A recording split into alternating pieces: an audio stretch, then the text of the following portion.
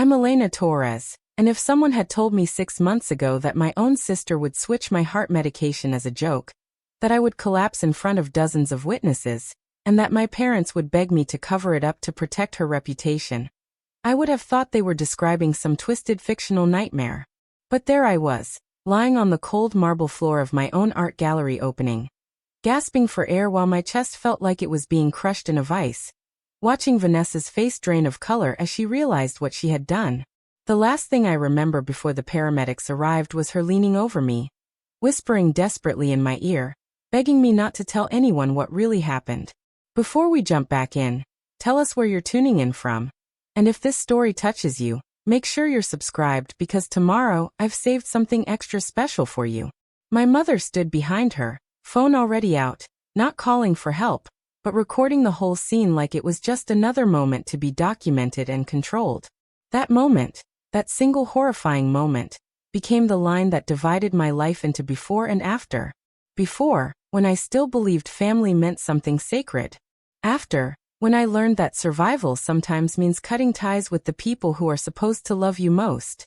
2 months before everything shattered, my life felt like it was finally coming together in ways I had worked years to achieve. I had just been promoted to lead curator at the Pearl District Gallery, one of the most respected contemporary art spaces in Portland.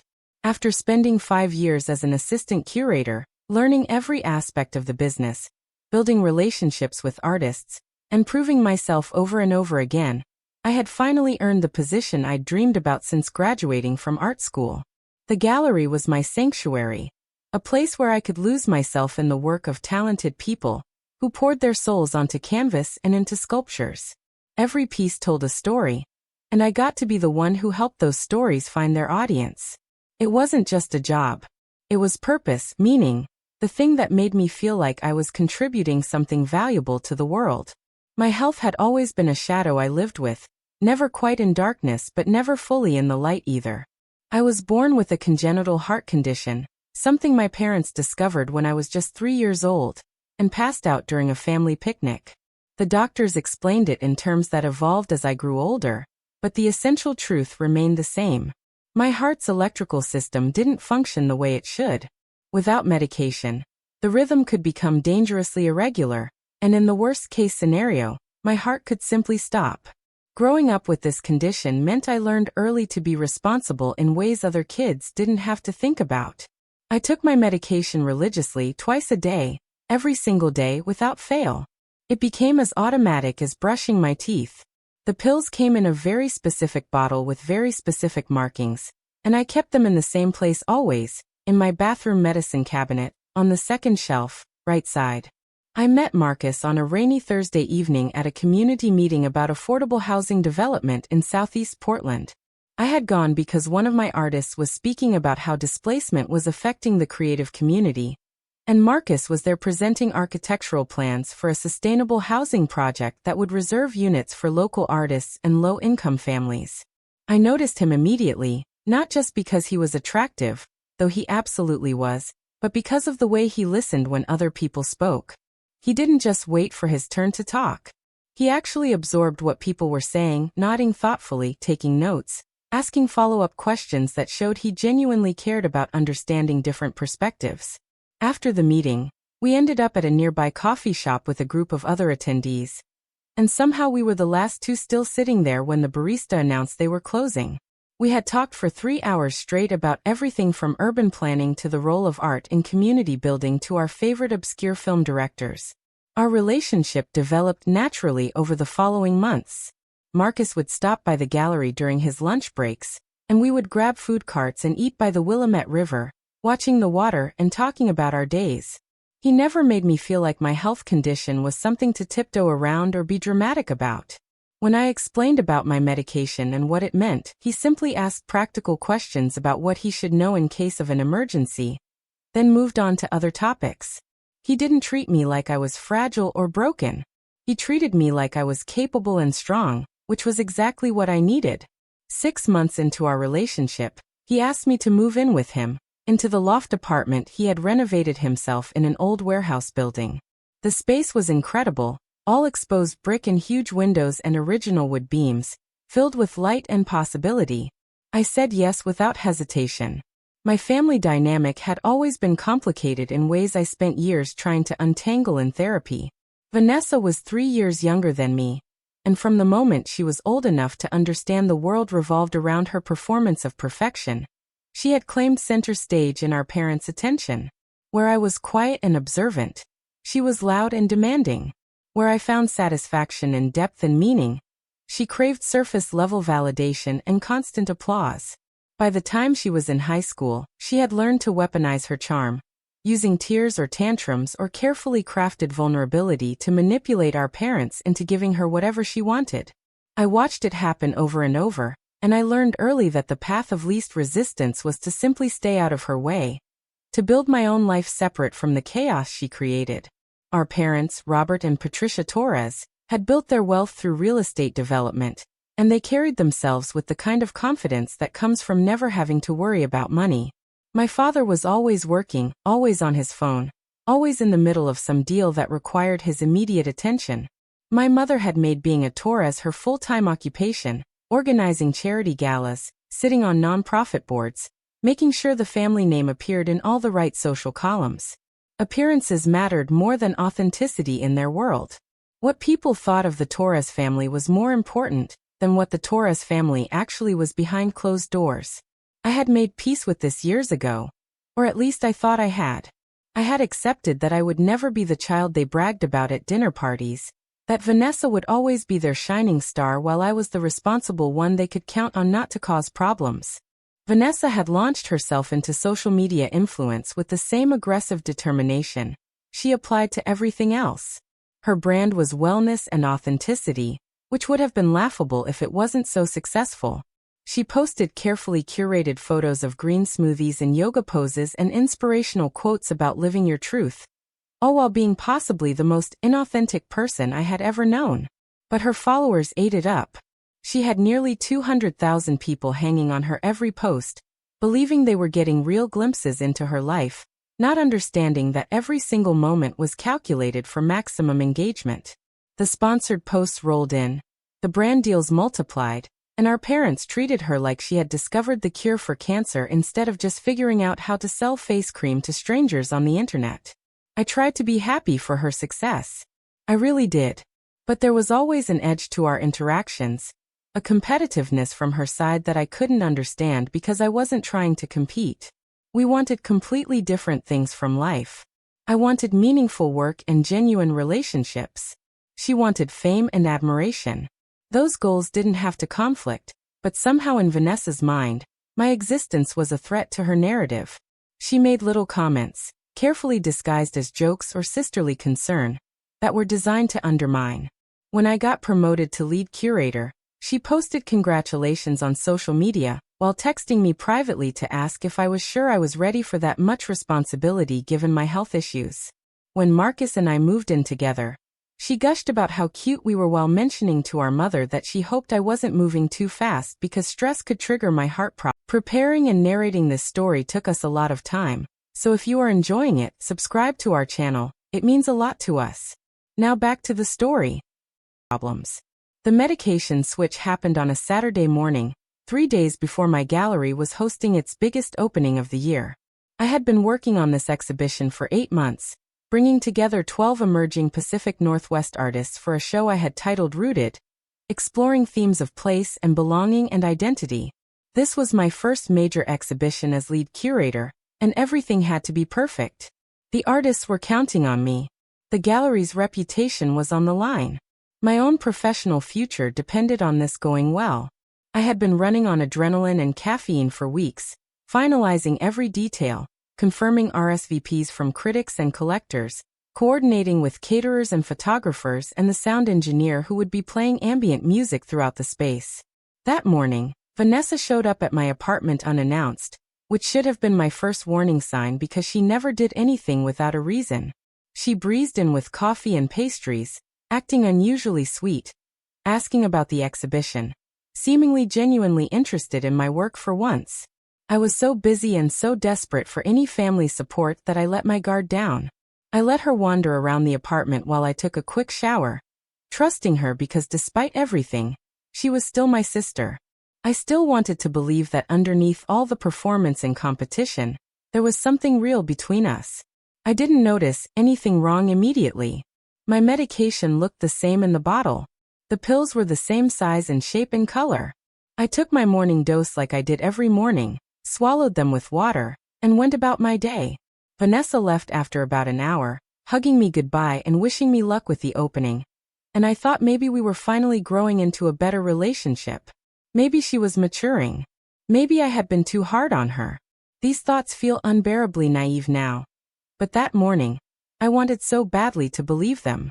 The gallery opening was scheduled for Tuesday evening at 7 o'clock, and by Monday afternoon I was running on pure determination and very little sleep. The installation was complete, every piece positioned exactly where it needed to be.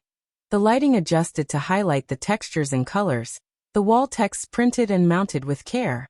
I had walked through the space probably 50 times, looking at it from every angle, making sure the flow worked, that visitors would move naturally from one piece to the next, that the narrative I was trying to create came through clearly.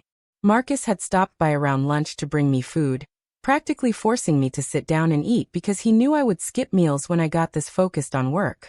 He kissed my forehead and told me everything looked incredible, that I had nothing to worry about, that this was going to be the success I deserved. By Tuesday morning, I woke up feeling strange. Not sick exactly, but off balance, like the world was tilted slightly to the left. My heart felt fluttery in my chest, an irregular pattering that I tried to tell myself was just anxiety about the opening. I had been anxious before big events my whole life, and sometimes that anxiety manifested physically. I took my medication as usual, the pills that I thought were keeping me stable, and I pushed through the discomfort. There was too much to do to slow down now. I had final walkthroughs scheduled with the artists, last-minute coordination with the catering team, a brief interview with a local arts journalist who was writing a preview piece. I couldn't afford to fall apart. The symptoms got worse as the day progressed. By early afternoon, my hands were trembling slightly, and there was a tightness in my chest that felt different from regular stress. I kept touching my wrist, checking my pulse, feeling it race and stumble in ways that sent small spikes of fear through me. But I reasoned with myself. This was the biggest professional moment of my career so far. Of course I was nervous. Of course my body was reacting to the pressure. I just needed to get through the opening, and then I could rest, decompress, let everything settle back to normal.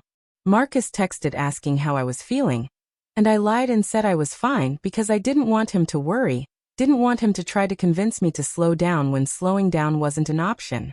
The gallery started filling with guests around 7:15, and for the first hour, everything was exactly as I had hoped.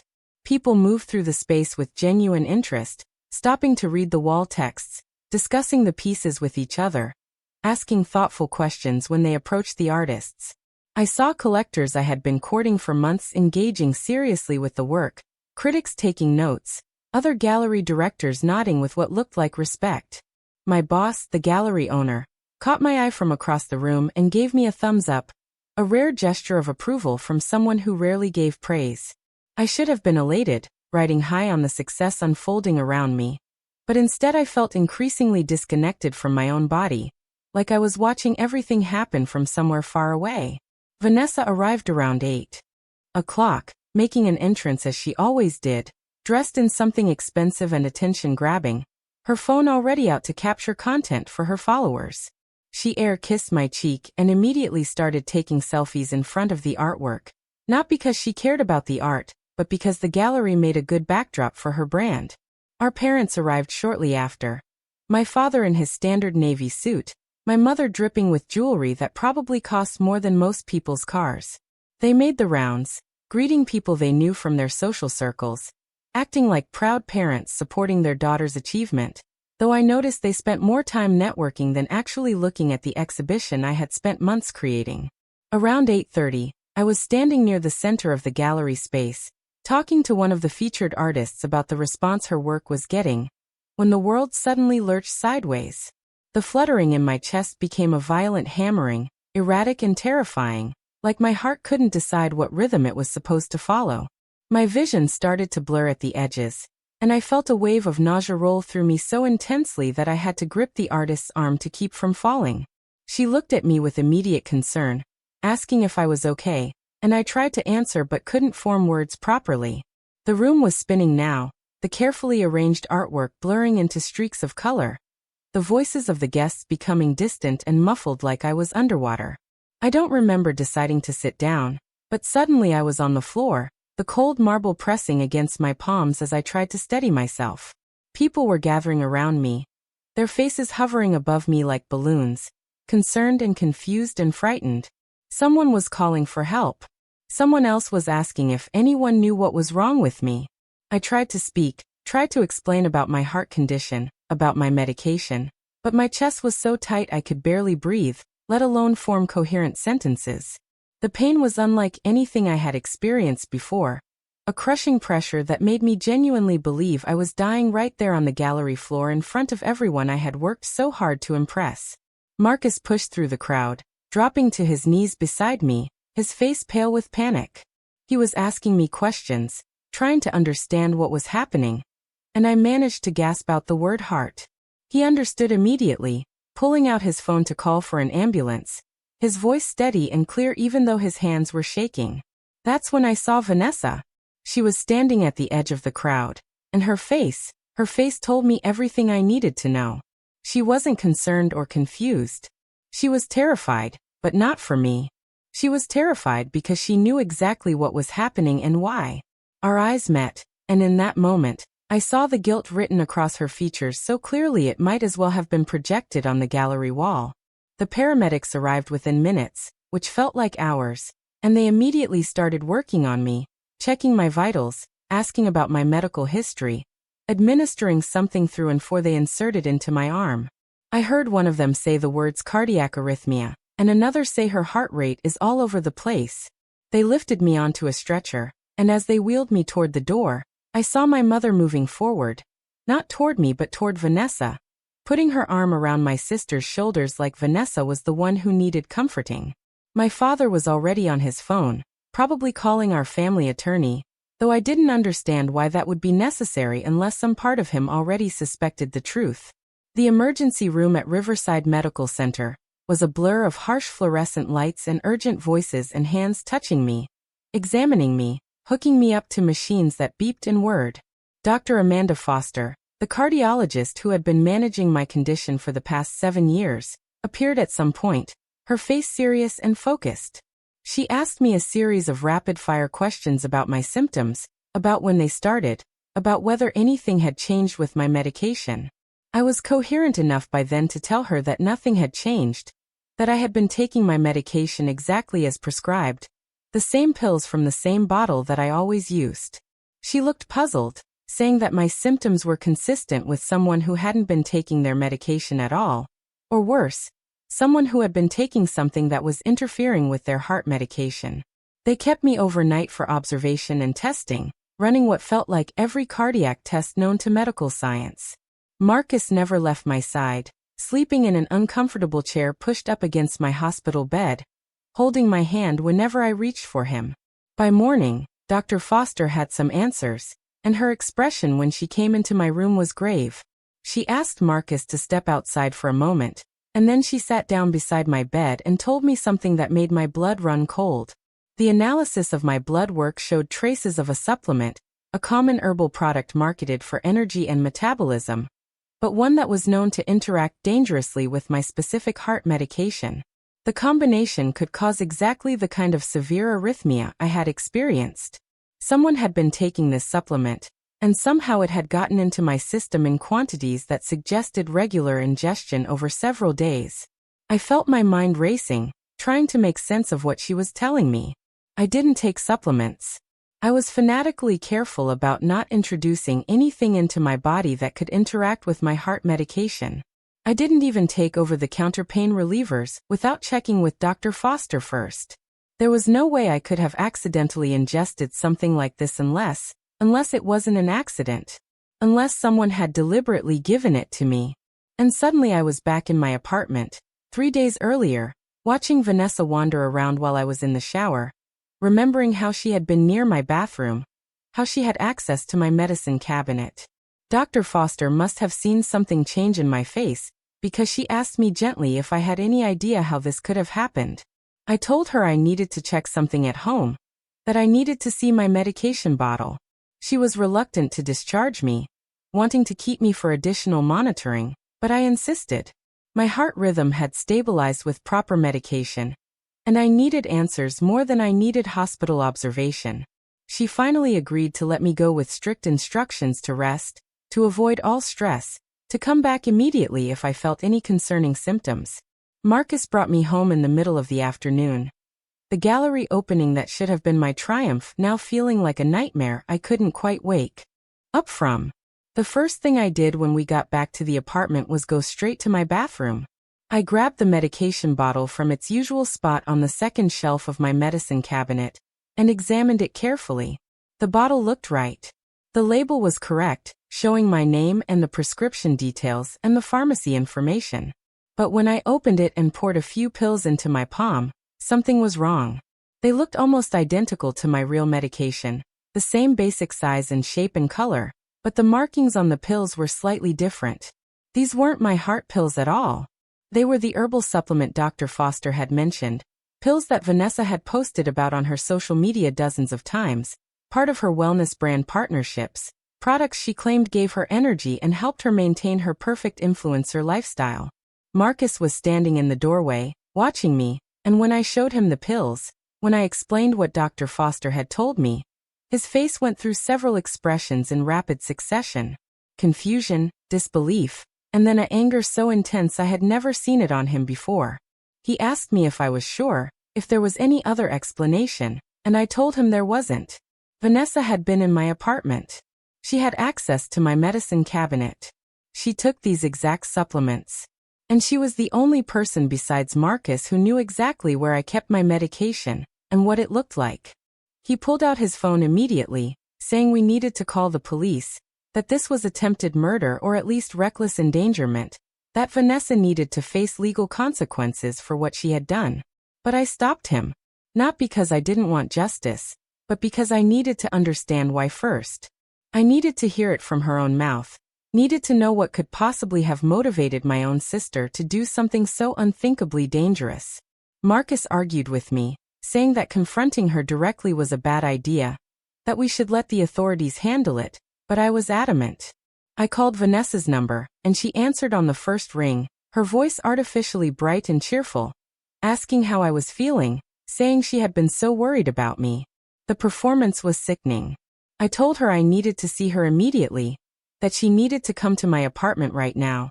And something in my tone must have communicated that I knew, because her voice changed, became smaller, more uncertain. She arrived 20 minutes later, and the moment she walked through the door and saw my face, she knew the game was over. I held up the pill bottle without saying a word, and I watched her entire body deflate, her shoulders slumping, her confident posture crumbling. Marcus stood behind me, arms crossed, looking at my sister like she was something dangerous that needed to be contained. Vanessa tried to speak several times, her mouth opening and closing, before finally whispering that she could explain, that it wasn't what I thought, that she never meant for me to get hurt. I asked her very calmly to tell me exactly what she did and why she did it. What came out was somehow worse than I had imagined. Vanessa admitted that she had switched my pills, replacing my heart medication with her supplement pills over the course of my last refill. She had been planning it for weeks, ever since I announced the gallery opening date. She explained, with tears streaming down her face that felt more like self-pity than genuine remorse, that she couldn't stand the attention I was getting. Her social media engagement had been dropping. A brand deal she was counting on had fallen through. Our parents had actually seemed interested in my career for once, and she couldn't tolerate not being the center of their focus.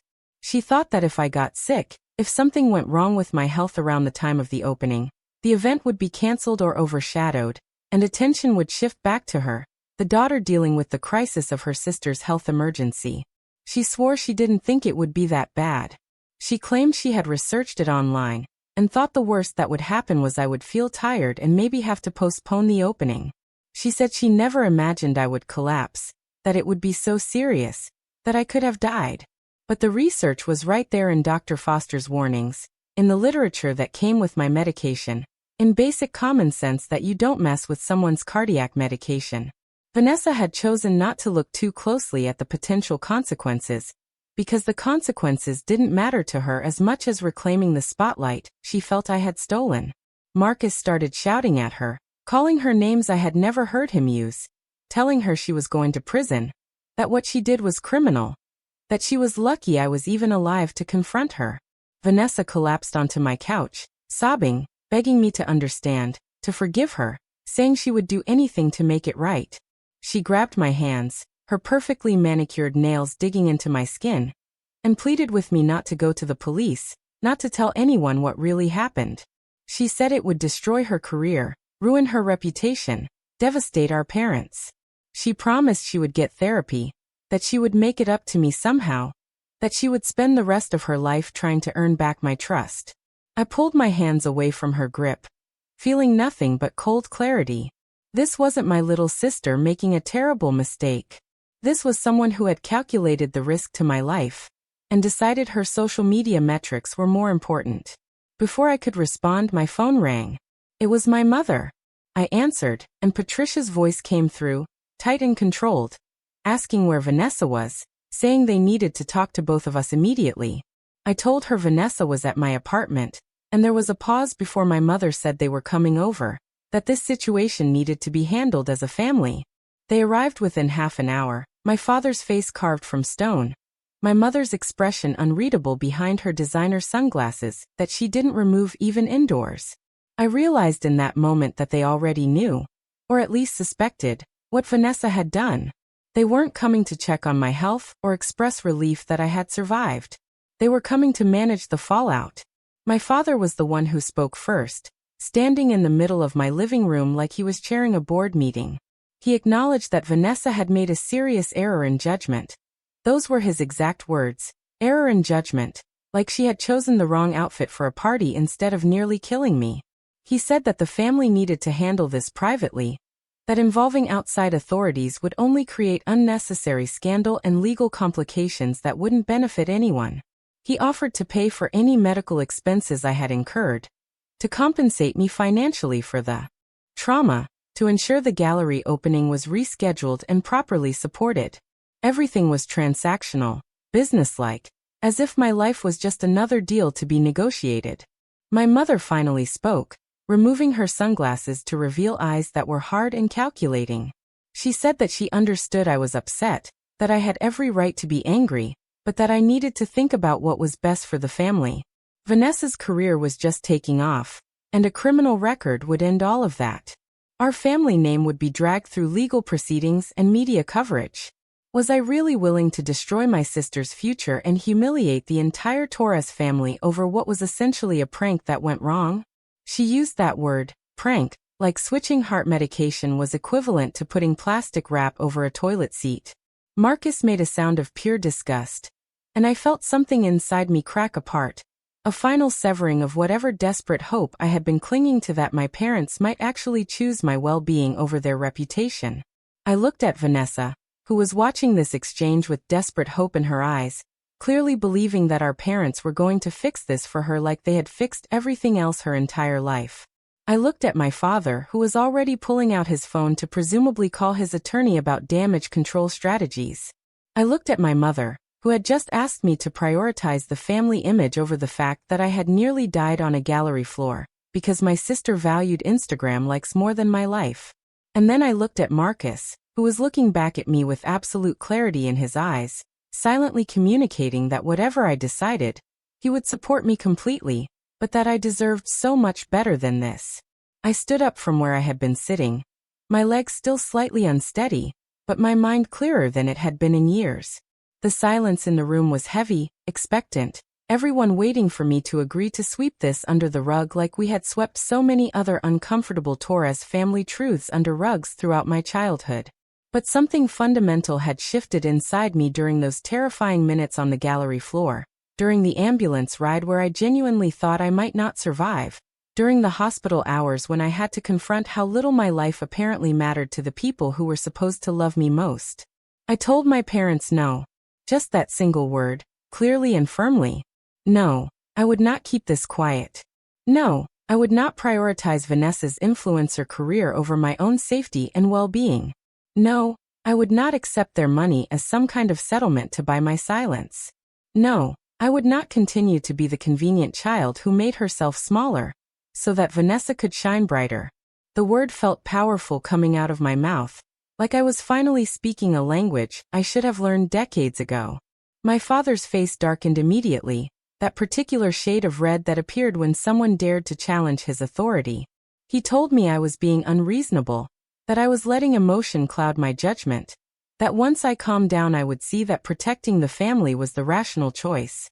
He started listing all the ways that legal action would backfire, how expensive attorneys would drag the case out for years, how the stress of a trial could be worse for my health than what Vanessa had actually done, how I would be portrayed in the media as vindictive and unforgiving. He was using his boardroom tactics on me, trying to overwhelm me with logical arguments and potential negative consequences, expecting me to back down like I always had before. My mother took a different approach, her voice becoming soft and wounded, saying that she never thought I could be so cruel to my own sister, that family was supposed to forgive each other, that holding grudges was poisonous and beneath me. She reminded me of all the times Vanessa had been there for me when we were younger, conveniently forgetting or rewriting the actual history, where Vanessa had consistently made my life harder, while taking credit for any support I received. Patricia reached out to touch my arm, a gesture meant to seem maternal and caring, and I stepped back, physically removing myself from her reach. That small movement seemed to communicate more than any words could have. Vanessa was crying harder now, her mascara running in dark streams down her cheeks, her hands clasped together almost in prayer. She looked young and pitiful, and I could see her deploying the same techniques that had worked on our parents for years, making herself seem vulnerable and misunderstood. The victim of circumstances rather than the architect of harm. She said my name like a plea, told me she loved me, swore that she had learned her lesson, and would never do anything like this again. She said I was her only sister, her family, that we were supposed to stick together no matter what. The words might have worked on me once, before I understood that love without respect is just manipulation wearing a prettier mask. Marcus moved to stand beside me, not touching me but making his presence and support unmistakable. He told my parents that they should leave, that they had made their position clear, and there was nothing more to discuss. My father started to argue, but Marcus cut him off with a firmness I rarely heard from him, saying that this was my home and I had asked them to leave, so they needed to go now. Robert looked like he wanted to assert some kind of dominance, remind Marcus that he was just the boyfriend and had no say in Torres' family business, but something in Marcus's stance made him reconsider.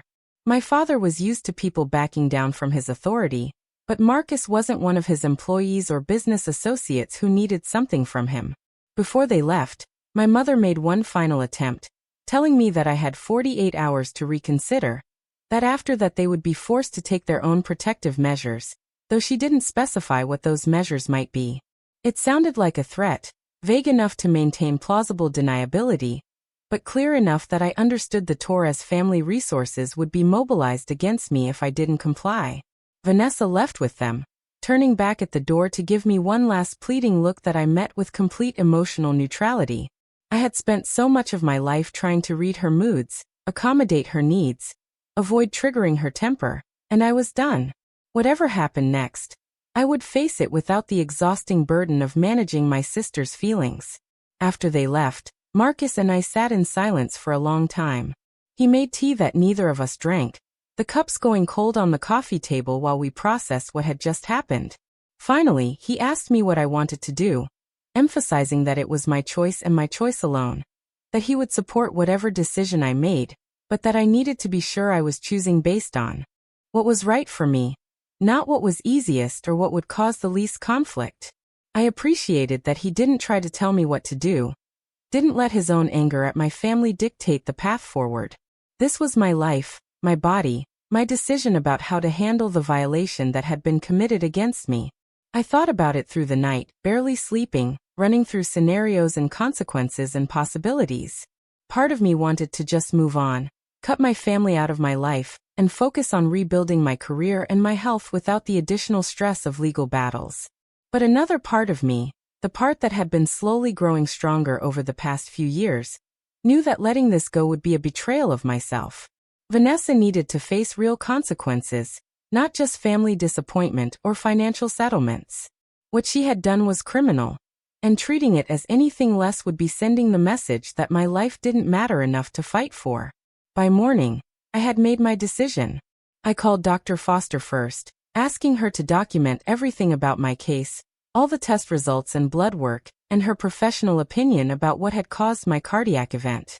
She was quietly supportive, saying that she had been hoping I would pursue this officially because what had happened to me could have easily been fatal, and whoever was responsible needed to be held accountable.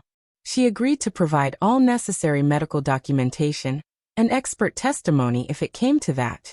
Her support meant more than I could express. This professional woman who barely knew me personally, but understood the seriousness of what had been done, and was willing to stand with me. Next, I called the police non-emergency line and asked about how to report what had happened. They transferred me to a detective who specialized in assault cases, and I spent an hour on the phone explaining the situation, answering questions, trying to convey the full scope of the betrayal without sounding overly emotional or dramatic. Detective James Morrison listened carefully, asked pointed questions about timelines and evidence, and told me that what I was describing could potentially constitute assault with a deadly weapon, since my medication was essential to keeping me alive and removing it or replacing it with something harmful could be seen as using a weapon against me. The legal terminology felt strange applied to my sister's actions, but it was also validating to have a law enforcement professional take this seriously. Detective Morrison came to my apartment that afternoon with another officer to take my official statement. I showed them the pill bottle with the switched medication, explained the timeline of Vanessa's visit and my subsequent collapse, provided Dr. Foster's contact information for the medical evidence. They photographed everything, collected the pill bottle as evidence, and asked if I had any proof that Vanessa had been in my apartment that day. I showed them security camera footage from my building's hallway showing her arrival and departure, along with text messages where she had asked to come over. The detective said they would need to send the pills for analysis to confirm they were indeed the supplement I claimed and not my actual medication, but that the case seemed solid enough to move forward with questioning Vanessa. I asked what would happen next, and Detective Morrison explained the process. They would interview Vanessa, likely with her attorney present, given that my father would certainly provide legal representation. They would gather additional evidence, interview potential witnesses from the gallery opening, build a case. The district attorney's office would then decide whether to file charges, and what those charges would be. The whole process could take months, and there was no guarantee it would result in prosecution, let alone conviction. He was honest about the challenges, that family cases were often difficult because defense attorneys would argue about intent and knowledge, and try to paint it as a misunderstanding rather than a deliberate act. But he also said that given the severity of my medical condition and the dramatic consequences of the medication switch, there was a strong possibility the DA would want to pursue this. My phone started ringing almost immediately after the police left, my parents calling repeatedly, leaving increasingly angry voicemails demanding to know what I had done, saying I had betrayed the family, that I would regret this decision.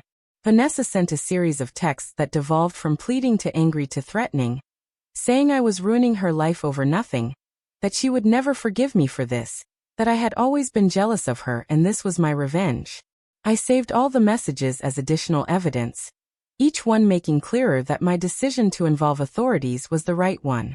Someone who was genuinely remorseful and understood the gravity of what they had done wouldn't be threatening the person they had harmed.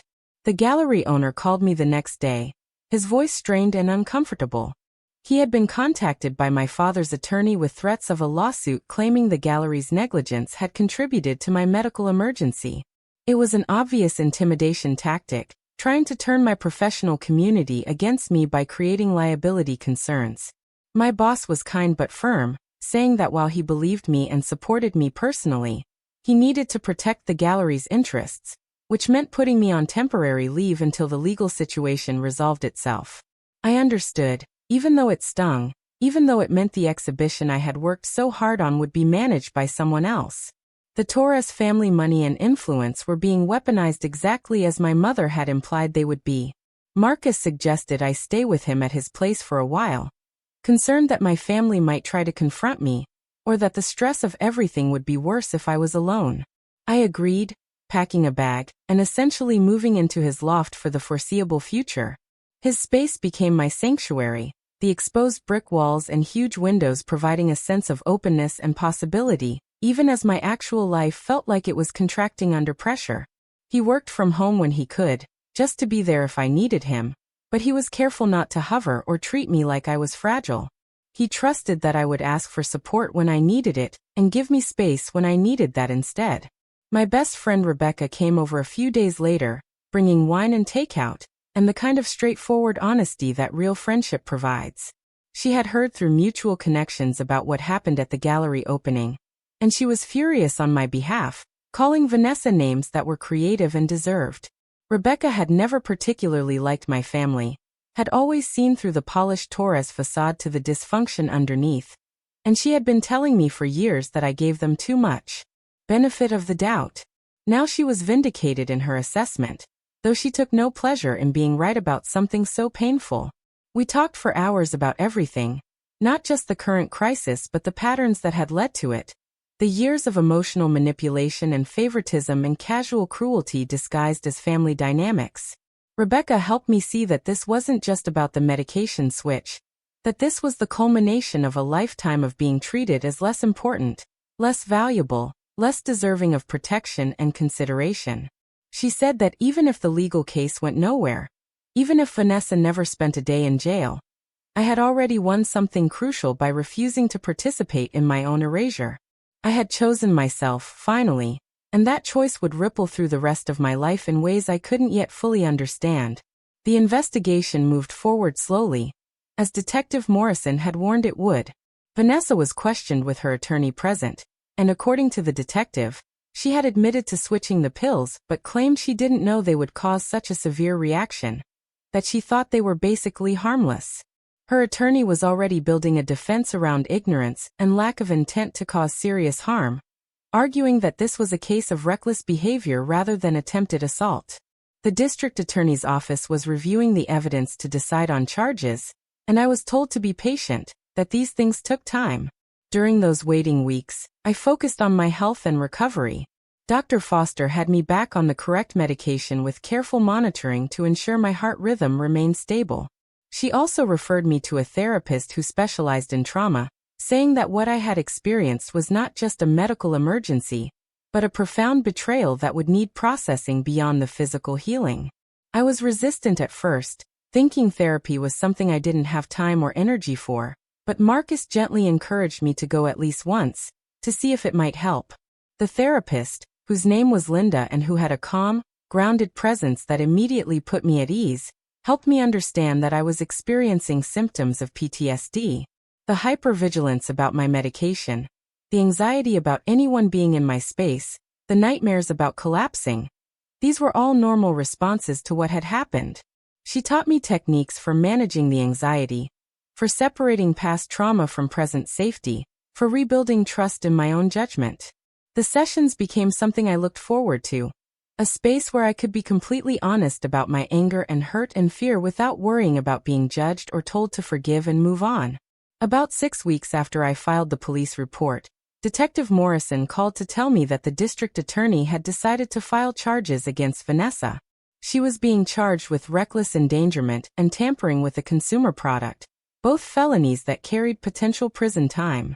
The DA felt they had a strong case given the medical evidence, the clear timeline, and Vanessa's own partial admission during questioning. There would be an arraignment where Vanessa would enter a plea, and then the case would move forward through the court system. He warned me that my family would likely increase their pressure on me to drop the charges or refuse to cooperate with prosecution. But he emphasized that this was a criminal case now, not a civil matter, which meant the state was pursuing it regardless of whether I personally wanted to continue. The news hit the local media within days, not because I spoke to reporters, but because court filings were public record and my family was well known enough in Portland social circles that a Torres daughter facing felony charges was newsworthy. The headlines were sensational, focusing on the dramatic elements of the story: the influencer sister, the near-fatal collapse at a gallery opening, the wealthy family trying to cover it up. Vanessa's social media accounts went dark immediately, all her posts disappeared, her carefully curated brand dissolving overnight. I felt no satisfaction in her public humiliation, just a weary acknowledgement that consequences had finally arrived for her actions.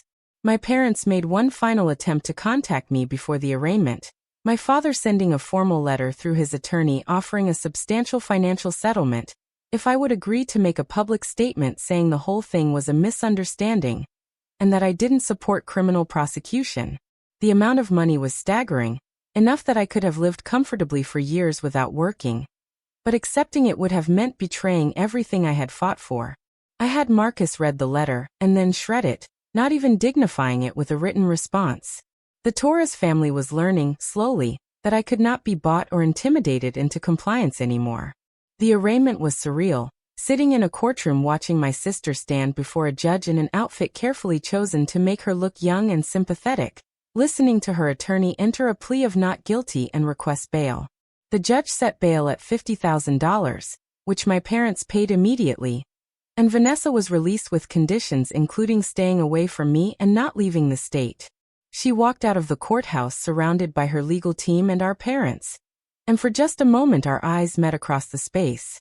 I tried to read something in her expression, remorse or understanding or even defiance, but all I saw was blankness, like she had retreated so far inside herself that nothing reached the surface anymore. Kyle, Vanessa's boyfriend who I had barely registered during all of this, reached out to me a few days after the arraignment. He asked to meet for coffee, saying he had information I might want to know. I was suspicious of his motives, wondering if this was some kind of setup orchestrated by my family, but something in his message seemed genuine. Marcus came with me to the meeting, sitting at a nearby table as backup while I talked to Kyle at a corner booth in a busy cafe, where I felt safely surrounded by witnesses.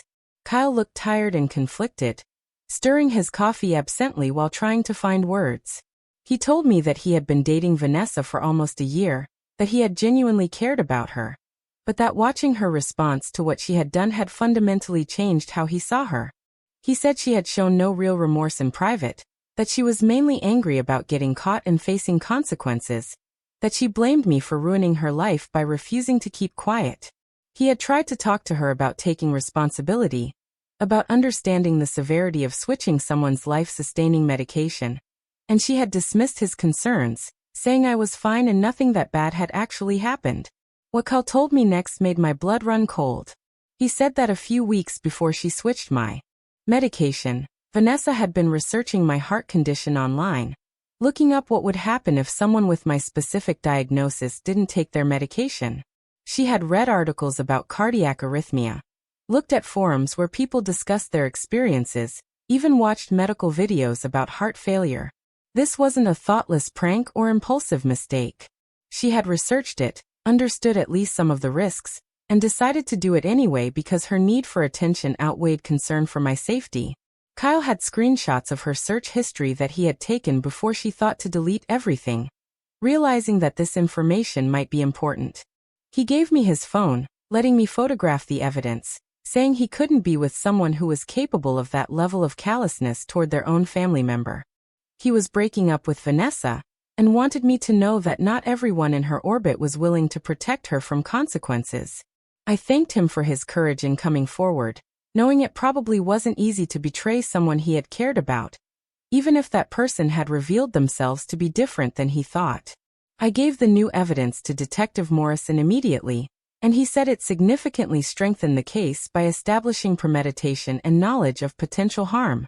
The prosecutor could now argue that Vanessa had acted with awareness of the dangers, that she had made an informed choice to endanger my life. Kyle agreed to testify if the case went to trial, though he clearly dreaded the prospect.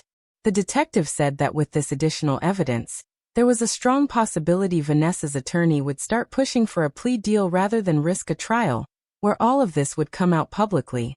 The weeks following Kyle's revelation felt like living in a strange, alternate reality where my former life and my current circumstances existed in parallel dimensions that occasionally intersected in jarring ways. I would be at Marcus's loft working on freelance curatorial projects, trying to rebuild my professional reputation independently of the gallery that had put me on leave. And my phone would buzz with updates from Detective Morrison about depositions or evidence analysis. I would be at physical therapy, working with a specialist to rebuild my cardiovascular endurance after the damage caused by the medication switch. And I would run into someone from my parents' social circle, who would either pretend not to see me or make pointed comments about family loyalty loud enough for me to hear. The Portland art community had largely split into factions regarding what had happened. Some people, particularly those who had been at the gallery opening and witnessed my collapse, were firmly supportive, reaching out with opportunities and expressions of solidarity. Others, especially those who had business relationships with my parents or who valued social connections over ethical considerations, distanced themselves completely, treating me like I was the problem for refusing to handle this privately. A few galleries that had been interested in my work suddenly stopped returning calls. An artist collective I had been collaborating with uninvited me from an upcoming panel, citing concerns about controversy. Each rejection stung, but it also clarified who actually valued my work versus who valued access to Torres family money and influence.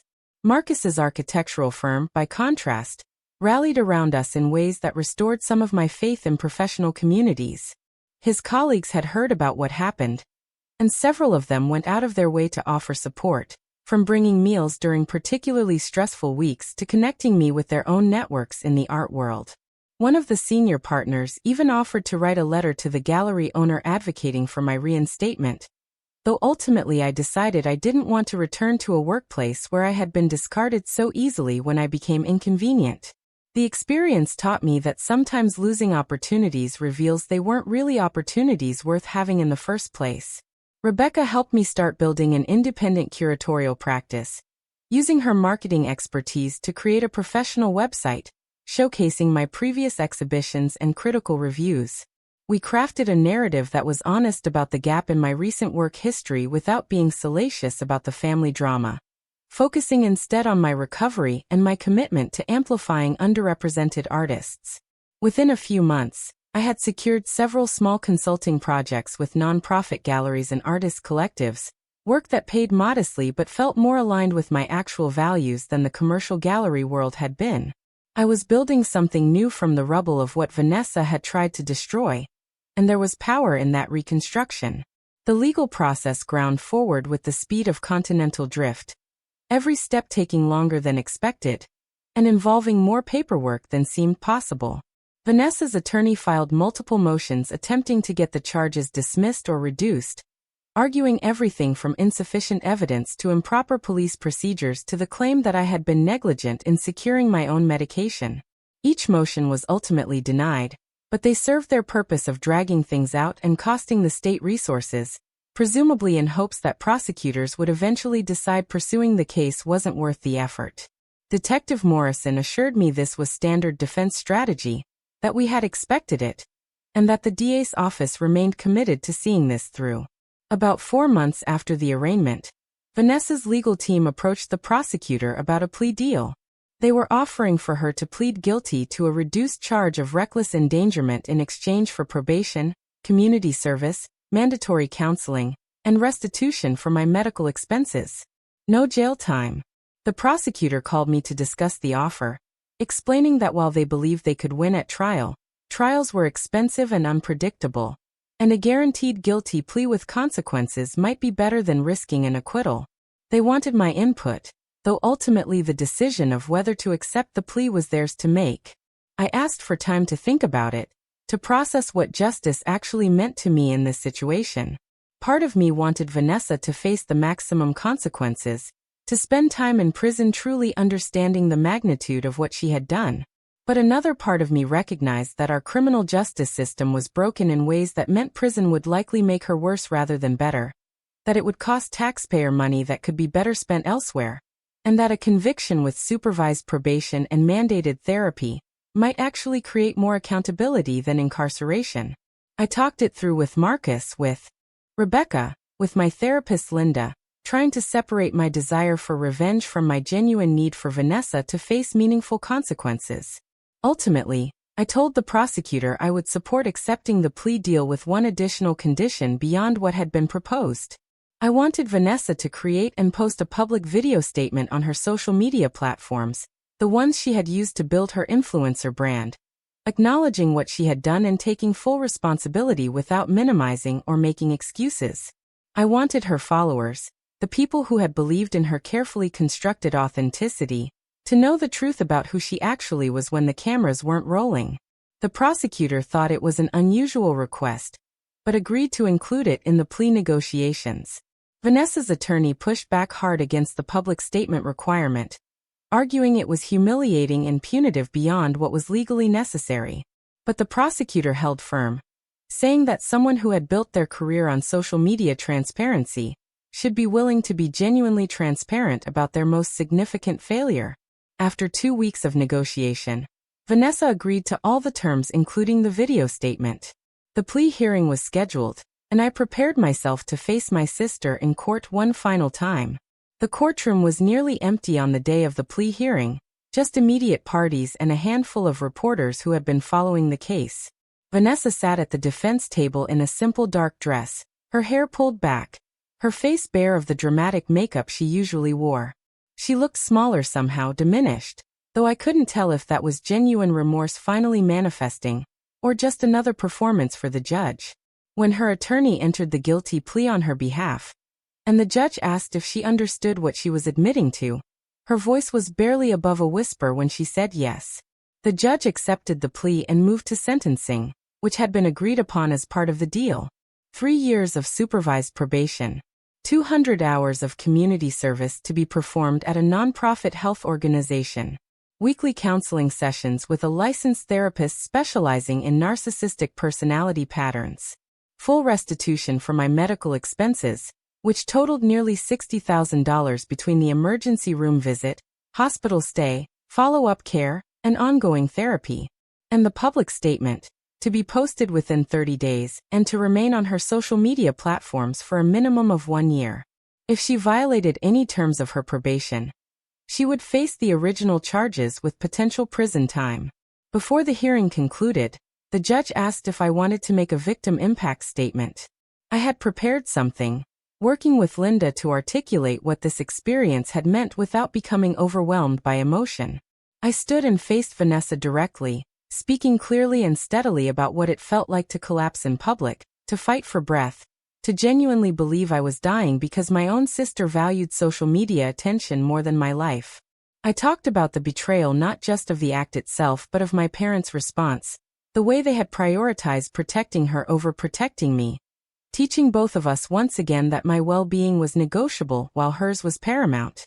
I told the court that I hoped Vanessa would use this mandated therapy to genuinely examine why she had been willing to harm me, to understand that real confidence didn't require tearing others down, that true success didn't come from sabotaging your competition. I said that despite everything, I didn't hate her, but I also would never trust her again, and that she would need to live with knowing she had permanently destroyed our sibling relationship for the sake of temporary attention. My voice cracked only once at the very end, when I said that the sister I had grown up with, the one I had protected and defended and made excuses for, had never actually existed, and I was finally allowing myself to grieve that loss.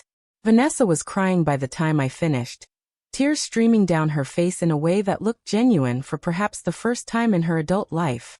The judge thanked me for my statement and told Vanessa that she was fortunate to have a sister willing to accept a plea deal rather than pushing for maximum punishment, that she should use this opportunity to become someone worthy of that mercy. Court was adjourned, and I walked out without looking back, Marcus's hand steady in mine, Rebecca waiting in the hallway with fierce pride in her eyes. The public statement that Vanessa posted 3 weeks later was stilted and clearly written with heavy input from her attorney, but it met the requirements of the plea deal. She admitted to switching my medication, acknowledged that her actions had endangered my life, and took responsibility for the harm she had caused. She didn't go into detail about her motivations, which disappointed me, but she did state clearly that there was no excuse for what she had done, and that she was committed to doing the work necessary to become a better person. The comments on the video were savage, her former followers turning on her with the same enthusiasm they had once shown in supporting her brand.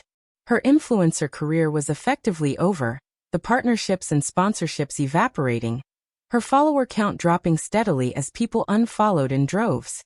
I felt no triumph watching her social media presence collapse. Mostly I felt tired and ready to move forward with my own life without the weight of Torres' family dysfunction dragging me backward. My parents made no attempt to contact me after the plea hearing, which told me everything I needed to know about whether they had learned anything from this experience. They had chosen their position and I had chosen mine.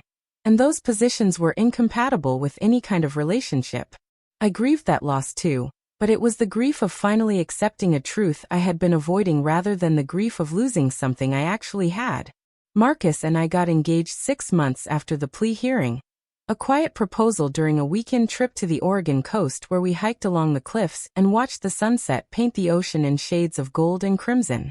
He didn't ask me in front of anyone or make a big production of it, just pulled out a simple ring while we sat on a piece of driftwood, and said that he wanted to keep building a life with me, that he admired my strength and loved my complicated heart, that he chose me every day and wanted to make that choice permanent.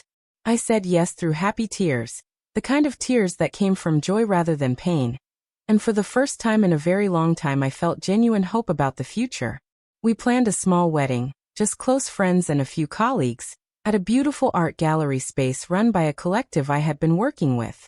No family, which Marcus's parents understood even though they were disappointed not to meet mine. His family had been warm and welcoming to me from the beginning, treating me like someone valuable rather than someone to be tolerated, and I was slowly learning what healthy family dynamics actually looked like.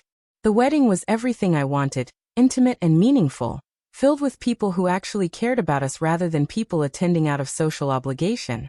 Dr. Foster came to the wedding, which touched me more than I could express. She told me that seeing patients advocate for themselves the way I had reminded her why she had gone into medicine, that too often people in abusive situations accepted the harm because fighting back felt impossible. She said I had inspired her to be more proactive in screening for family violence and medication tampering in her other patients, that my case had changed how she practiced. Knowing that something positive had come from my nightmare made it feel slightly less meaningless. The gallery where I had collapsed during my original exhibition reached out about a year after the wedding, the owner calling to apologize for how they had handled the situation, and to ask if I would be interested in curating another show. Apparently my replacement hadn't worked out, and they had realized too late that they had let fear of my family's legal threats override their judgment about my actual abilities. I appreciated the apology but declined the offer, explaining that I was happy with my independent practice and no longer interested in working within institutional structures that would abandon their employees when things got difficult. The owner seemed disappointed but understood, and we parted on professional, if not particularly warm terms. My independent curatorial work expanded gradually, building on word of mouth and the relationships I had cultivated over years in the Portland art scene. I developed a specialty in creating exhibitions that dealt with themes of trauma and recovery, working with artists who used their craft to process difficult experiences and communicate truths that were hard to speak directly. These shows didn't draw the wealthy collectors and corporate sponsors that commercial galleries coveted, but they drew people who needed to see the work, who found validation and catharsis in art that reflected their own struggles. The work felt important in ways my previous career never quite had. Vanessa completed her probation requirements without violation, though I only knew this because Detective Morrison sent me a brief email informing me the case was officially closed. I had no direct contact with her during those 3 years, no attempts at reconciliation or explanation beyond the mandated public statement. I heard through distant mutual acquaintances that she had moved to Seattle and was working in some kind of corporate marketing position, her influencer dreams permanently shelved. I hoped the therapy had helped her develop genuine self-awareness, but I had no way of knowing and no particular desire to find out. Her choices were no longer my responsibility to manage or excuse. My relationship with my parents remained severed, and as more time passed, I felt increasingly certain that was the healthier choice for everyone involved. They had shown me clearly who they were and what they valued, and I had finally believed them. Occasionally I would see my mother's name in the society pages of the local paper, attending some charity gala or serving on some nonprofit board, and I would feel a distant sort of sadness for the relationship we had never actually had. But mostly I felt relief that I was no longer trying to earn love from people who were fundamentally incapable of providing it in any authentic way. Marcus and I eventually bought a small house in southeast Portland, a 1920s bungalow with original hardwood floors and a front porch perfect for morning coffee. We adopted a dog from the local shelter, an anxious rescue mutt who had been abused by previous owners and needed patient, consistent care to learn how to trust again. I found the parallel between my own recovery and the dog's healing journey both obvious and comforting. We were both learning that not all people would hurt us, that safety was possible, that past trauma didn't have to define future possibilities. Rebecca got married a couple years after us, and I was her maid of honor, giving a toast at her reception about the power of chosen family and friends who show up during the worst moments of your life. She and her husband became regular fixtures at our dinner table, along with several of Marcus's colleagues, and some of the artists I worked with most frequently. We built a community around shared values rather than blood relation, around people who had proven themselves trustworthy rather than people we were obligated to include. That community sustained me through the ongoing process of healing from everything that had happened. I still took my heart medication twice daily, still saw Dr. Foster for regular checkups, still dealt with occasional anxiety about my health that Linda helped me recognize as normal trauma response. But I had developed safeguards and systems that helped me feel more secure. My medication was stored in a locked safe that only Marcus and I had the combination to. I had emergency protocols in place at work and at home. I had learned to listen to my body's signals and advocate for myself clearly with medical providers. The medication switch had stolen my sense of basic safety, but I was slowly rebuilding it on a foundation of awareness and preparation rather than naive trust. On the 5-year anniversary of the gallery collapse, Marcus surprised me by organizing a small gathering of everyone who had supported me through the worst of it. Dr. Foster was there, and Detective Morrison, and Rebecca and her husband, and several artists I had worked with, and Kyle, who had become an unexpected friend after his testimony helped solidify the case against Vanessa. We didn't talk much about the anniversary itself, instead sharing updates about our lives and projects and plans. But at the end of the evening, Marcus proposed a toast to survival and recovery, and the strength it takes to demand accountability even when every force around you is pushing for silence. I thought about Vanessa sometimes, wondered if she ever thought about me, if she had managed to develop genuine empathy through her mandated therapy, or if she still saw herself primarily as a victim of consequences, rather than a perpetrator of harm. I hoped for her sake she had grown, but I no longer needed to know either way. Her journey was separate from mine now, and I had learned that closure doesn't require the other person's participation or acknowledgement. Sometimes closure is simply deciding to stop waiting for an apology or explanation that may never come. Choosing instead to build a life so full of meaning that the absence of toxic people becomes a gift rather than a loss. My work continued to evolve, each exhibition I curated teaching me something new about resilience and art's capacity to transform suffering into something that could be witnessed and shared. I published several essays about the intersection of personal trauma and curatorial practice, which led to speaking invitations at museums and universities. I never talked explicitly about my own story in professional contexts, but people who knew could read between the lines, could see how my experiences had shaped my approach to centering artist voices and creating spaces for difficult truths. Marcus's career flourished as well, his sustainable housing projects winning awards and changing how Portland approached affordable development. We supported each other's ambitions, celebrated each other's victories, held each other through disappointments and setbacks. Our relationship wasn't perfect. We argued sometimes and frustrated each other, and had to constantly negotiate the normal challenges of two people building a shared life, but it was real in ways I had never quite experienced before. It was partnership built on actual knowledge of each other rather than idealized fantasy, which made it both more difficult and more valuable. I learned that healing isn't linear, that some days I would feel completely past everything that had happened and other days I would be triggered by something random, and find myself back in that gallery feeling my heart stutter dangerously in my chest. I learned that trauma changes you permanently but doesn't have to diminish you. That the person I became after surviving Vanessa's betrayal was actually stronger and more authentic than the person I had been before. I learned that choosing yourself isn't selfish when the alternative is accepting harm to preserve other people's comfort.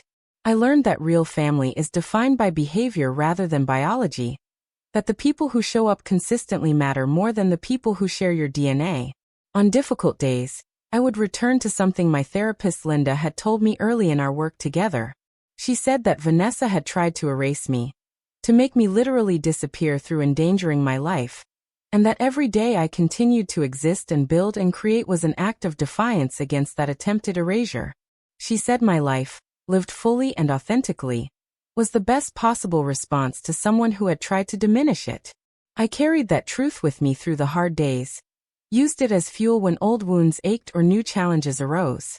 The final piece of closure came unexpectedly about 7 years after everything had happened.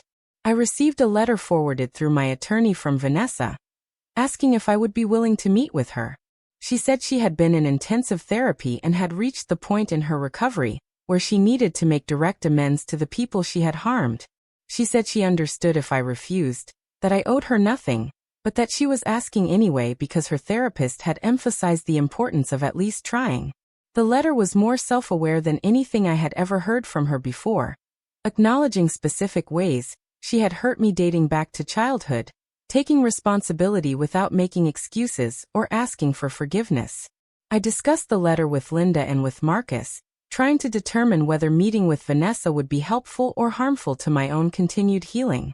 Linda pointed out that I was in a very different place than I had been 7 years earlier, strong enough now to set boundaries and walk away if the meeting became toxic.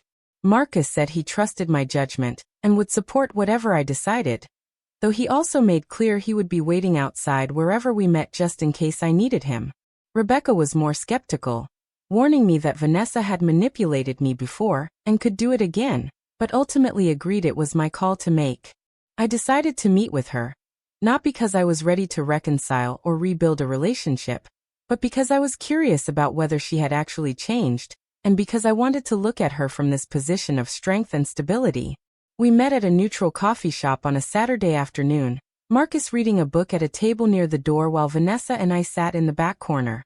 She looked different, older obviously, but also less polished, less performatively perfect.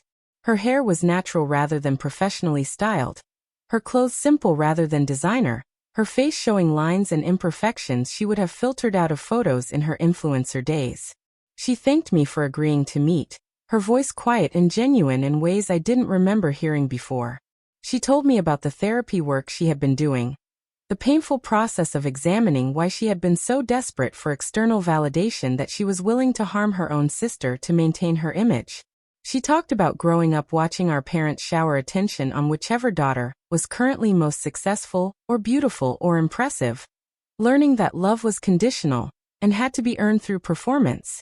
She said it didn't excuse what she had done, that she wasn't trying to blame our parents for her choices, but that understanding the roots of her behavior had been necessary for changing it. She apologized, directly and specifically, for switching my medication, for endangering my life, for all the years of smaller cruelties and competitions that had led up to that terrible act. She said she couldn't imagine how terrifying it must have been to collapse not knowing why, to realize your own sister had done that to you deliberately. She said the guilt had nearly destroyed her in the first year after the plea deal, that she had seriously considered suicide before her therapist helped her understand that the healthiest response to causing harm was becoming someone who wouldn't do it again rather than removing herself from the world entirely. I listened to all of this with a strange mixture of emotions. Part of me felt validation hearing her finally acknowledge the full scope of what she had done. Part of me felt sad for both of us, for the sisters we could have been if our parents had taught us to support rather than compete with each other. Part of me felt nothing, just a distant observation of someone I used to know explaining their journey. When she finished talking, she said again that she didn't expect forgiveness, that she understood if I wanted nothing to do with her, but that she had needed me to know she was genuinely sorry and actively working to be better. I told her I appreciated the apology and believed she was sincere, that I could see the change in her. But I also told her honestly that I didn't want a relationship with her going forward. That too much damage had been done for me to feel safe letting her back into my life. I said I hoped she continued her growth and found peace, but that my peace required maintaining distance from the family dynamics that had hurt both of us in different ways. She nodded, tears in her eyes, and said she understood, that she had hoped but not expected anything different. We said goodbye without hugging, and I walked out to where Marcus was waiting, taking his hand and letting him lead me home. That meeting gave me a form of closure I hadn't known I needed, confirming that my memories weren't exaggerated or unfair, that Vanessa herself now recognized the harm she had caused. It also reinforced my decision to maintain boundaries because while people could change, that didn't obligate me to give them access to hurt me again. Forgiveness, I had learned, didn't require reconciliation. I could acknowledge her growth without inviting her back into my life. My story became one I occasionally shared in safe contexts, when other people talked about family estrangement or trauma recovery, or learning to prioritize self-preservation over family loyalty. I found that many people carried similar wounds, different details but the same core experience of being asked to accept harm to preserve family peace, of being told their suffering mattered less than maintaining appearances. Sharing my experience seemed to give others permission to acknowledge their own, to consider that maybe they too deserved better than what they were accepting. The gallery where my collapse had occurred eventually closed, unable to compete with larger commercial spaces and changing neighborhood dynamics. I felt a strange sense of completion when I saw the empty building with a for lease sign in the window, like that chapter of my life was finally fully finished. The new exhibition space I was helping develop with an artist collective would open in a different neighborhood entirely, representing a genuinely fresh start rather than returning to old ground. Looking back on everything from the vantage point of years and healing, I understood that Vanessa switching my medication had been a terrible gift in disguise. It had forced me to finally confront family dynamics I had been making excuses for my entire life. It had taught me that survival sometimes requires cutting ties with people you love. It had shown me who would stand with me when things got difficult, and who would abandon me to protect themselves. It had pushed me to build a life based on my actual values rather than trying to earn approval from people incapable of giving it authentically. I would never be grateful for the trauma itself, but I was grateful for who I had become in learning to survive it. Marcus and I talked sometimes about having children, wondering whether we wanted to bring new life into a world that could be so cruel, knowing that my heart condition came with genetic components that I might pass on. But we also talked about the possibility of creating a family unit that operated on completely different principles than the one I had grown up in, teaching any future children that love was unconditional and safety was non-negotiable. We hadn't decided yet, giving ourselves space to keep considering without pressure, trusting that we would know when and if the time was right. The medication sat in its locked safe, taken faithfully twice daily, the rhythm of survival that had become so automatic I barely thought about it anymore except when refilling prescriptions. My heart beat steadily in my chest, its electrical system supported by chemistry and healing, resilient despite everything that had tried to stop it. I was alive, genuinely alive rather than just surviving, building a life that felt worth protecting fiercely. That was the final victory, the truest justice. Not Vanessa's punishment or public humiliation, but my own thriving despite her attempt to erase me. The years continued to unfold in ways that felt increasingly distant from the person I had been before everything happened. Time has a strange quality when you've survived something that fundamentally altered your understanding of safety and family. The past doesn't disappear, but it stops dominating the present in quite the same way. I found myself thinking less about what Vanessa had done and more about what I was building. The shift from survivor to creator feeling like a quiet revolution happening inside my own chest.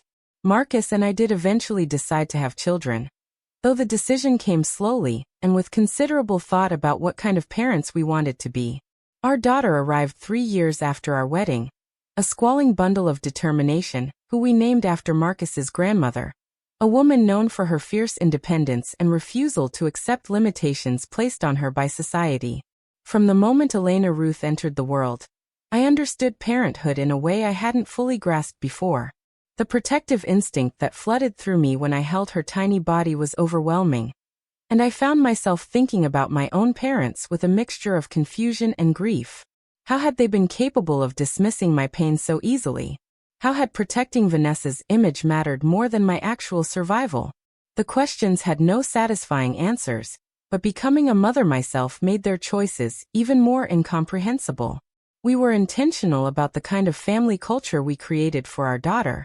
There were no comparisons to other children, no conditional love based on achievement or appearance, no tolerance for cruelty disguised as teasing. When she was old enough to understand, we taught her about consent and boundaries, about the difference between conflict that comes from misunderstanding and harm that comes from deliberate disregard for someone's well-being. We made sure she knew that family was supposed to be a place of safety, and if anyone, including us, ever made her feel unsafe, there were trusted adults she could talk to. The awareness we brought to parenting felt like breaking generational cycles that had probably stretched back further than I could trace. My curatorial work evolved in unexpected directions. The exhibition space I had been helping develop with the Artist Collective became a thriving community hub, hosting not just visual art shows but also workshops, support groups, and educational programs about trauma-informed creative practice. We partnered with local therapists and social workers to create programs where people dealing with various forms of trauma could use art as a processing tool. I watched participants transform over the course of 8-week sessions, saw them move from fragmented pain to integrated understanding through the act of making and sharing their work. The space became something I was genuinely proud of, a legacy that felt more meaningful than any commercial gallery exhibition could have been. Dr. Foster retired about 8 years after my collapse, and she asked me to speak at her retirement celebration about patient advocacy and the importance of doctors who take concerns seriously. Standing in front of her colleagues and former patients, I talked about how her immediate belief and thorough documentation had been crucial to my case against Vanessa, how her willingness to testify had made justice possible. I talked about the trust required to put your life in someone else's hands every time you swallow a pill or undergo a procedure, and how medical professionals who honor that trust create ripple effects far beyond their individual patients. Several people approached me afterward sharing their own stories of being dismissed by doctors who didn't listen, and I realized how fortunate I had been to have Dr. Foster's competence and care during such a vulnerable time. Rebecca became godmother to our daughter and maintained her role as the friend who told me truth even when it was uncomfortable. When I occasionally fell into patterns of overprotecting Elena or projecting my own fears onto normal childhood situations, Rebecca gently called me out, reminding me that my daughter deserved to develop her own relationship with risk rather than inheriting my trauma responses. She helped me distinguish between reasonable caution and anxiety-driven control, between protecting my child and limiting her unnecessarily. That kind of friendship, where someone knows your wounds but doesn't let you use them as excuses, felt invaluable. Kyle remained in my orbit as a friendly acquaintance, someone I saw occasionally at community events, and always felt grateful toward for his courage in coming forward with evidence about Vanessa's premeditation. He had married someone kind and grounded, and they seemed genuinely happy in a way that made me glad he had escaped the relationship with my sister before it consumed too much of his life. Sometimes when we talked, he would express residual guilt about not seeing Vanessa's capacity for harm earlier, not protecting me by warning me about concerning things he had witnessed. I always reassured him that he wasn't responsible for her choices, that he had done more than most people would have by eventually standing up and telling the truth. The house Marcus and I had bought became a place of warmth and gathering, the kind of home I had fantasized about as a child. We hosted dinners that stretched late into the evening, filled with conversation and laughter and the comfortable chaos of chosen family. Our daughter grew up seeing adults disagree respectfully, apologize sincerely when they hurt each other, celebrate each other's successes without jealousy. The contrast to my own childhood became increasingly stark as I watched her develop confidence and security that I had spent decades trying to build in myself. Breaking the cycle felt like the most important work I would ever do. My health remained stable with proper medication management, though I never fully lost the hyper-awareness about my heart that the collapse had created. Every flutter or skip sent a moment of anxiety through me, my body remembering even when my mind knew I was safe. I learned to work with this rather than against it, using mindfulness techniques. Linda, had taught me to acknowledge the fear without letting it consume me.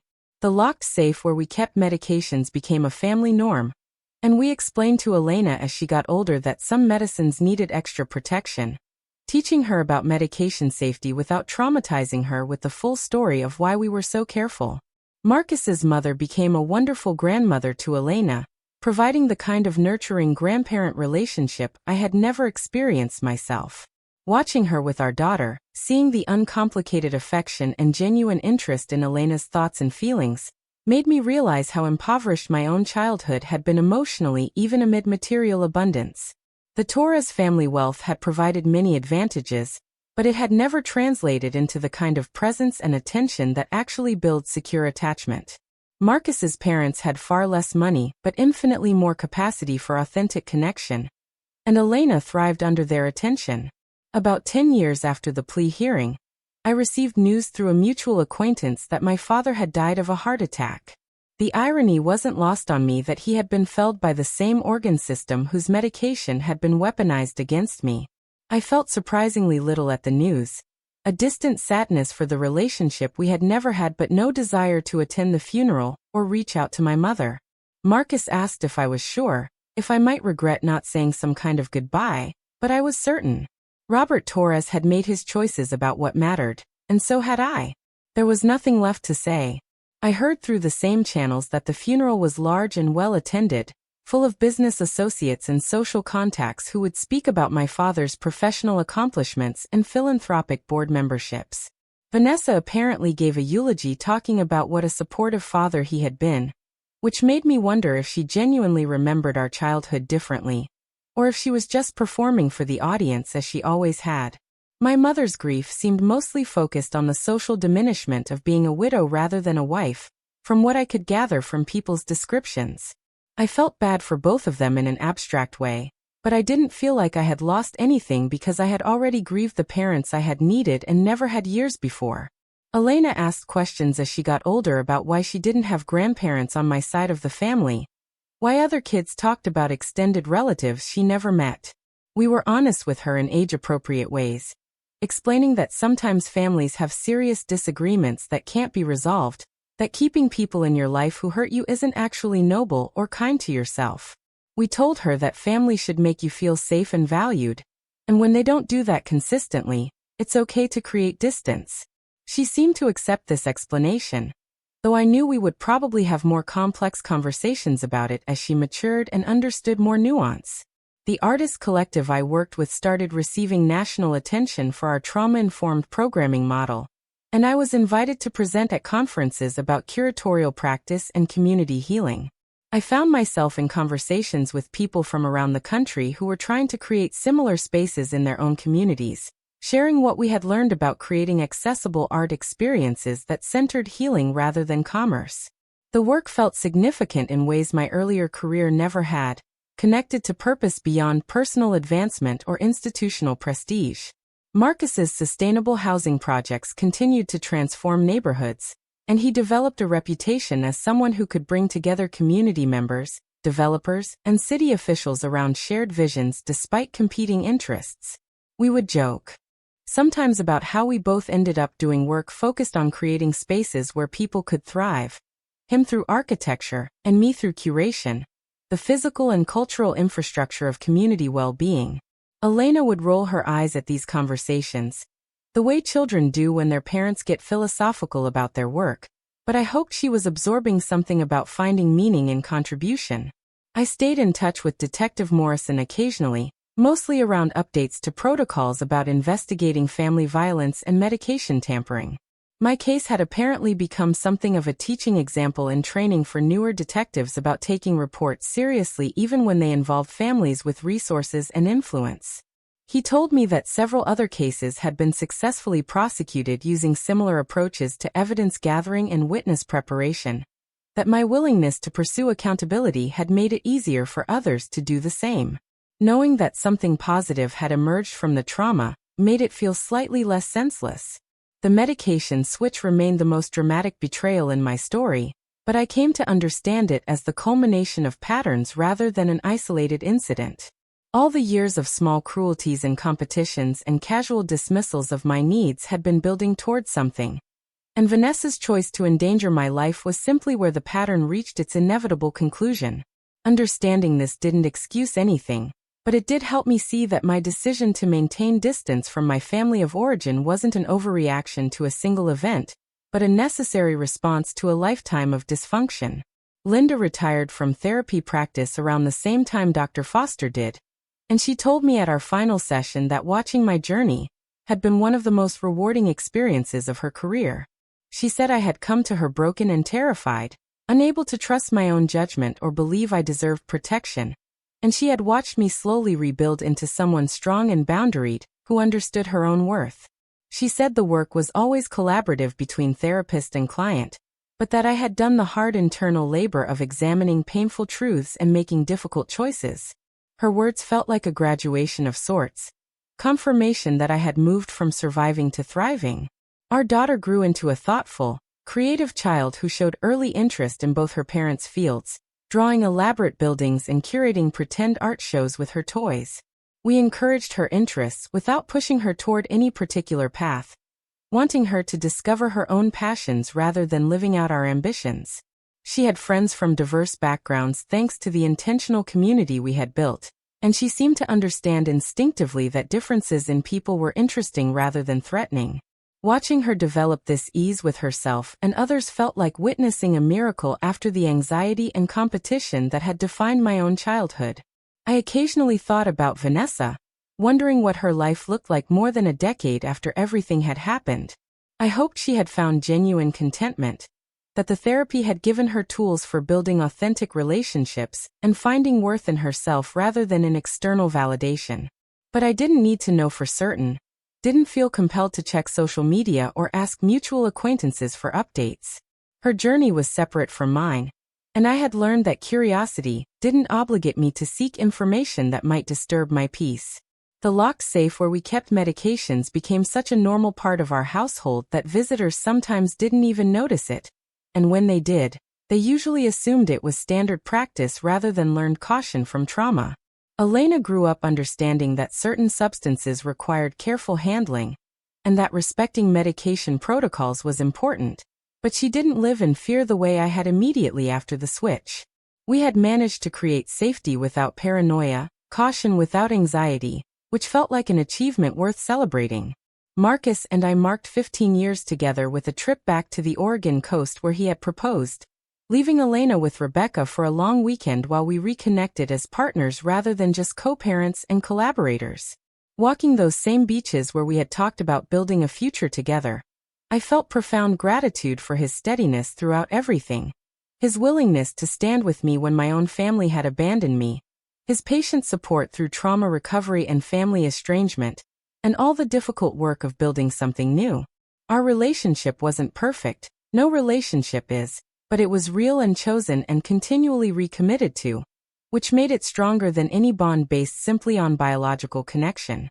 The gallery space we had created hosted an exhibition on the theme of family estrangement and chosen family, featuring work from dozens of artists who had navigated similar journeys of leaving toxic family systems and building new support networks. The opening was packed with people who saw their own stories reflected in the work, and I watched visitors cry and laugh and embrace each other in recognition of shared experiences.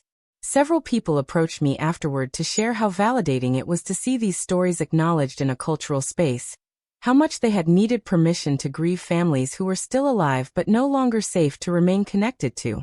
Creating that permission, that cultural space for acknowledging that sometimes separation is the healthiest choice, felt like important work. I wrote an essay about my experience for a collection about surviving family violence, though I kept it somewhat anonymous by changing identifying details while keeping the emotional truth intact.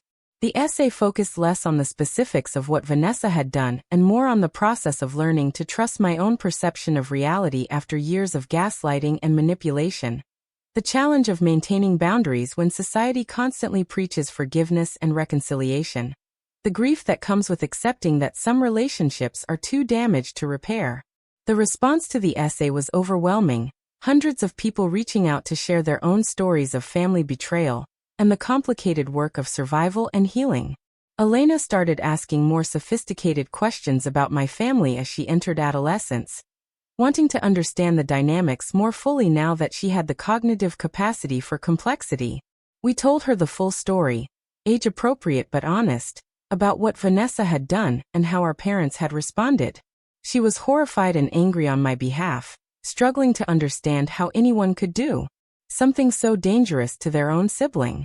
Her reaction validated that my response hadn't been an overreaction, that a child raised with healthy norms instinctively understood that endangering someone's life crossed a fundamental line that couldn't be uncrossed. She asked if I ever missed having a relationship with my mother and sister, if I was sad about the family I didn't have. I told her honestly that I grieved the family I had needed and never had, but I didn't miss the family I actually had because being connected to them had been painful more often than it was nurturing. I explained that missing someone and being better off without them could both be true at the same time, that grief and relief weren't mutually exclusive. She seemed to understand this, nodding thoughtfully and saying she was glad I had protected myself, even though it meant she didn't have certain relatives. The collective continued to expand our programming, adding a fellowship program for emerging artists who had experienced trauma and needed both financial support and community to develop their practice. We funded the program through a combination of grants and individual donations, and I spent considerable time writing applications and meeting with potential funders. The work was tedious but worthwhile, each successful grant meaning another artist would have the resources to transform their pain into something that could be witnessed and shared. Several fellows went on to significant careers, and they often credited the program with giving them the support they needed at a critical moment. Marcus's mother passed away peacefully in her sleep about 12 years after my father's death, and her memorial was everything the Torres family gatherings had never been: genuine and warm, and focused on actual relationships rather than social performance. People shared stories that revealed her character, her kindness, her humor, her fierce commitment to her family and community. Elena sobbed at the loss of her beloved grandmother, and I held her while she cried, grateful that she had experienced the kind of grandparent love I had never known. We told stories about her grandmother for months afterward, keeping her memory alive, teaching Elena that death ends a life but not a relationship, that love persists even when the person is gone. The anniversary of my collapse eventually stopped feeling significant, just another date on the calendar rather than a marker of trauma. I noticed the shift one year when May arrived, and I realized I hadn't been thinking about or dreading the anniversary at all, that I had been too focused on a current exhibition opening to even register the date.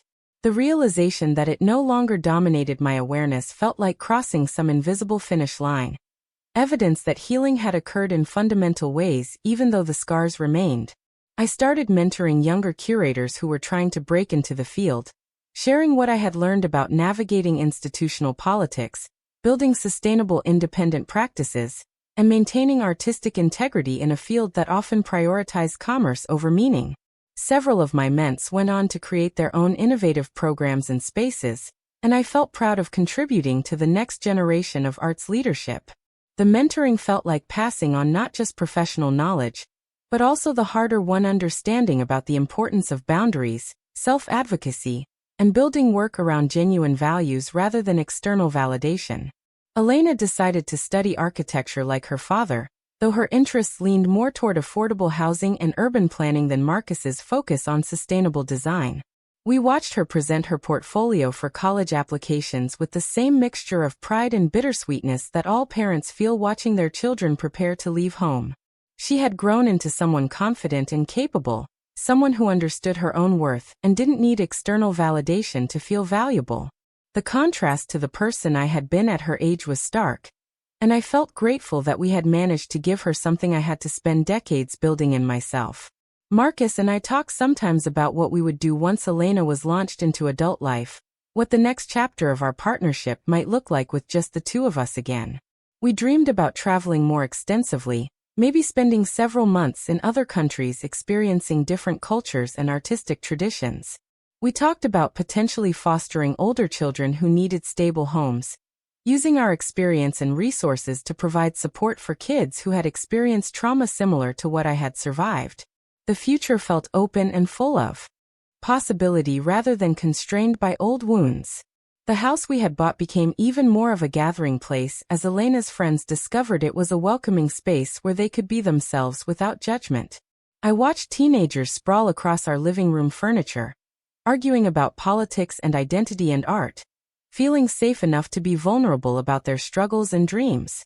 Several of Elena's friends had complicated family situations, and I hoped our home provided them some model of what healthy adult relationships could look like. What chosen family might offer them when biological family failed. I ran into Vanessa one final time, completely by accident, about 16 years after the plea hearing. We were both at a large conference center in Seattle for different events, and we literally walked past each other in a hallway before recognition struck. We both stopped, turned, stared at each other for a long moment. She looked middle-aged and ordinary, no trace of the influence or polish she had once maintained so carefully. I probably looked equally changed to her, marked by the years and motherhood and hard-won peace. We didn't speak, just acknowledged each other with small nods before continuing in opposite directions. The encounter felt like a period at the end of a very long sentence, confirmation that we were truly separate people living separate lives with no need for further interaction. That night I told Marcus about the encounter, and he asked how I felt about it. I realized I felt nothing particularly strong, just a distant curiosity about the person she had become, and mild relief that we had nothing to say to each other. The absence of strong emotion felt like its own form of closure, evidence that she no longer had power to affect my well-being one way or another. He held me while I processed this realization, understanding without my having to explain that sometimes indifference is the final stage of healing. The collective celebrated its 15th anniversary with a massive exhibition featuring work from every artist who had participated in our programs over the years. The opening was packed, hundreds of people flowing through the space, and I stood to the side watching it all unfold with profound satisfaction. This was the legacy I was building. This space where people could transform suffering into art, where trauma could be witnessed and integrated, where healing happened through creative practice and community support. It felt infinitely more meaningful than any commercial success could have been.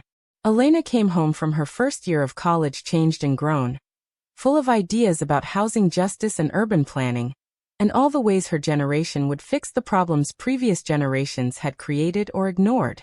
Marcus and I listened to her passionate arguments and ambitious plans with the mixture of amusement and admiration that parents feel watching their children develop into fully formed adults with their own perspectives. She challenged some of our assumptions and pushed us to think more critically about our own work, which felt healthy and right, the kind of intergenerational dialogue that moves everyone forward. I continued taking my heart medication twice daily, the rhythm of survival so automatic now that I barely registered it consciously. My heart beat steadily in my chest, resilient despite everything that had tried to stop it, a constant reminder that I had survived, that I had chosen life even when others had endangered it. The medication represented not just medical necessity but also daily recommitment to protecting myself, to believing I was worth protecting, to refusing to be erased by people who had tried to diminish me. Looking back across nearly 2 decades from the gallery collapse to the present moment, I could see clearly how that terrible event had catalyzed transformation I might never have achieved otherwise. It had forced me to confront uncomfortable truths about my family that I had been avoiding through accommodation and excuse-making. It had taught me that survival sometimes requires cutting ties with people you love. It had shown me the difference between forgiveness that serves healing and forgiveness that just enables continued harm. It had pushed me to build a life based on my actual values rather than inherited dysfunction. I would never be grateful for what Vanessa did, would never minimize the trauma or the genuine danger I had faced. But I could acknowledge that surviving it had made me stronger, clearer, more authentically myself than I might have become without that catalyst. The person I was now, the life I had built, the family I had created, all of it emerged from the rubble of what had been destroyed. Sometimes the most important growth happens in the spaces where old structures have crumbled, where we're forced to rebuild from foundation up according to new principles. The final truth I had learned through all of it was this: you cannot control other people's choices, their capacity for cruelty, or their willingness to change. You can only control your own responses, your own boundaries, your own commitment to building a life worth living. Vanessa had tried to erase me, to make me literally disappear. And every day I continued to exist fully and authentically was proof that she had failed. My life, lived well, was the best possible response to someone who had tried to diminish it. That was justice. That was victory. That was healing. Up next, you've got 2 more standout stories right on your screen. If this one hit the mark, you won't want to pass these up. Just click and check them out.